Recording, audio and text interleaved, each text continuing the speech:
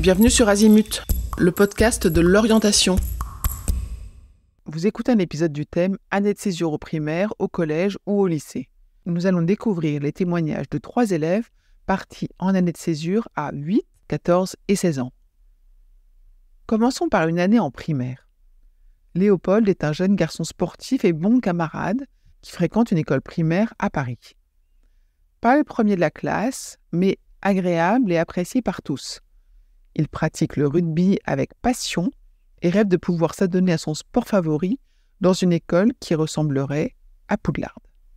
Ses parents sont très sensibles à l'importance de l'anglais et souhaitent que Léopold acquiert dès le plus jeune âge une très bonne maîtrise de la langue et un accent typically British.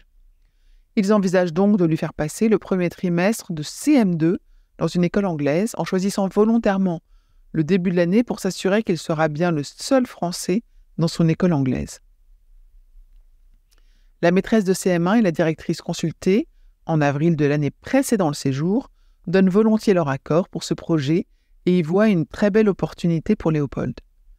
Pour les accompagner, les parents font appel à une agence spécialisée dans les scolarités en internat anglais. Celle-ci leur propose plusieurs établissements bien adaptés au profil de Léopold et la famille choisit une charmante école à la campagne, réputée pour la qualité de ses enseignements, le dynamisme de son internat et des propositions sportives et artistiques très variées. Les parents sont rassurés de savoir qu'ils pourront voir Léopold quand ils le souhaitent, au moment des congés de milieu de trimestre et lors de certains week-ends. Après les premiers jours sur place, Léopold se sent vite dans son élément. Dans cette école très familiale où les plus jeunes sont coucounés comme à la maison. Il est accueilli par un personnel et des élèves d'une grande gentillesse qui savent bien que les premiers jours ne sont pas toujours faciles. Tant et si bien que, à peine un mois après son séjour, Léopold exprime le souhait de prolonger cette expérience jusqu'à la fin de l'année scolaire. L'agence qui a accompagné la famille les rassure sur les modalités pratiques de cette prolongation et sur la poursuite de sa scolarité en France. Et voilà Léopold parti pour une année complète de CM2 en collège anglais. Bilan au retour 1 an plus tard, une parfaite fluidité en anglais, un garçon épanoui et grandi, de très belles amitiés et cherry on the cake, un niveau de rugby impressionnant. Un témoignage d'une année au collège. C'est Arthur. Il a longtemps été un garçon sympa et bien dans ses baskets. Mais depuis la classe de 4e, les résultats scolaires sont à la baisse et l'ambiance à la maison se dégrade. Les discussions incessantes autour de ses devoirs, des discussions et des tenues vestimentaires s'enchaînent et finissent par lasser son entourage. Lorsque ses parents comprennent qu'un redoublement se profile, ils se demandent si une année pour aller prendre l'air ne serait pas la bonne décision pour leur fils. Le brief de départ est le suivant: une école bienveillante où Arthur pourra reprendre confiance, retrouver le plaisir d'apprendre et s'adonner au tennis qu'il a un peu délaissé depuis le Covid, alors qu'il jouait vraiment beaucoup quand il était plus jeune. En dépit d'une ferme opposition au démarrage des discussions, Arthur accepte le challenge, comprenant que c'est peut-être une vraie chance de rebondir. Il est parti, il faut l'avouer, sans conviction. Et Arthur revient en France 1 an après, réellement transformé. Il a mûri, ses relations avec sa famille se sont apaisées, il est désormais dans un état d'esprit positif et il est prêt pour un nouveau départ. Fort d'un très bon niveau d'anglais et d'une expérience multiculturelle qui l'a séduit, Arthur envisage sereinement de faire ses études dans une université réputée à l'étranger, ce qui semblait assez compromis 1 an plus tôt. 3e et dernier témoignage sur une année au lycée. C'est Louise. Et Louise est la 2e d'une fratrie de 5 enfants. Lorsque ses parents contactent l'agence qui les a accompagnés pour leur projet d'année de césure à l'étranger, cette bonne élève s'apprête à rentrer en première dans son lycée. Mais après discussion en famille, elle choisit de faire une Year 12 en Angleterre, c'est-à-dire l'équivalent d'une première française.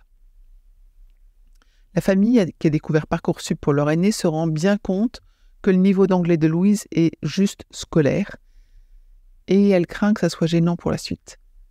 L'objectif, c'est donc un anglais au top, avant la dernière ligne droite du bac. Le choix de la famille se porte sur une école de filles, réputée pour son niveau académique, et qui permettra à Louise de s'adonner à l'équitation, une vraie passion depuis l'enfance. Dès les premiers jours sur place, la jeune Française est frappée par les infrastructures académiques, sportives et artistiques de l'école, par l'implication et la bienveillance des professeurs et du staff, par la diversité des clubs et des activités proposées dans la journée. Théâtre, sport, design, cuisine, il y en a pour tous les goûts. Souhaitant faire un bac scientifique, Louise choisit d'étudier les maths, la physique, la chimie, tout en gardant l'espagnol afin de ne pas perdre sa LV2 au cours de son année anglaise. Louise profite à fond de son année sur place et elle revient enchantée de cette expérience dans cette école qui lui correspond parfaitement sur tous les plans. La suite, après un très beau parcours de droit, elle vient d'intégrer un master à HEC.